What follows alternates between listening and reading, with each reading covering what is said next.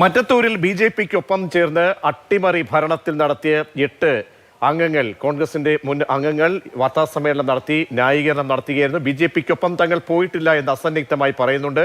അതേസമയം DCC ഈ ഭരണ തുടർച്ചയ്ക്ക് വേണ്ടി ഭരണം നിലനിർത്താൻ ഒരു നടപടി പോലും ചെയ്തില്ല എന്ന ആരോപണ മുന കൂടി ഉന്നയിക്കുന്നുണ്ട്. ബി.ജെ.പിക്കൊപ്പം ഒരു ബാന്ധവവും തങ്ങൾ ഉണ്ടാക്കിയിട്ടില്ല, സഖ്യം ഇല്ല, പുതിയ മുന്നണി രൂപീകരിച്ചില്ല എന്ന് പറയുകയാണ് നേതാക്കൾ. 8 പേരാണ് ഇപ്പോൾ കോൺഗ്രസിൽ നിന്ന് പുറത്താക്കപ്പെട്ടത്. അവരാണ് വാർത്താ സമ്മേളനം നടത്തുന്നത്. അതിലേക്ക് കേരള കോൺഗ്രസിന്റെ ആളുണ്ട്, മുസ്ലിം ലീഗിന്റെ ആളുണ്ട്, ഒരു സംവിധാനത്തിന്റെ ഭാഗമായിട്ട് നിന്നതാണ്.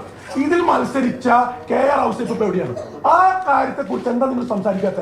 ഒരു വലിയൊരു വിശ്വാസവഞ്ചന യൂദാസിനെ പോലെ എന്ത് അവരുടെ സ്ഥാനം എത്രയാണ്? അവര് 4 പേരുടെ സ്ഥലത്താണ്. അപ്പൊ പ്രവർത്തകർ ആരുടെ കൂടെയാണ്? UDF സംവിധാനം ഒറ്റക്കെട്ടാണ്. ഈ രണ്ട് UDF സംവിധാനത്തിന്റെ കീഴിലാണ് ഈ സംഭവം ഉണ്ടായത്. ഉത്തരവാദി കൃത്യമായി ഞങ്ങൾ പറഞ്ഞില്ലേ, കൃത്യമായ ഇടപെടലുകൾ നടത്തണം. പ്രത്യേകിച്ച് മറ്റത്തൂര് KPCC ഞാനൊരു കാര്യം പറയട്ടെ. സ്വാഭാവികമായി ഈ തർക്കം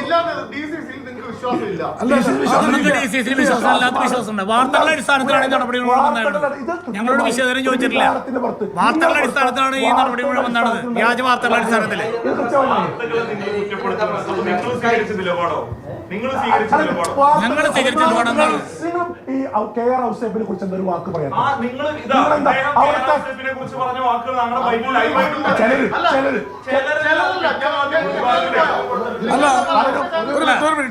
ഞങ്ങൾ തെറ്റായ നിലപാട് സ്വീകരിച്ചാൽ നിങ്ങൾ നുണ പറയുന്നത് BJP ചേർന്നു എന്ന് പറയുന്നത്. BJP-യിൽ 8 മെമ്പർമാർ ചേർന്നതാണ്. 8 മെമ്പർമാർ ചേർന്നതാണ്. BJP-യിൽ അണ്ടപ്പെടുത്തുന്നതാണ്.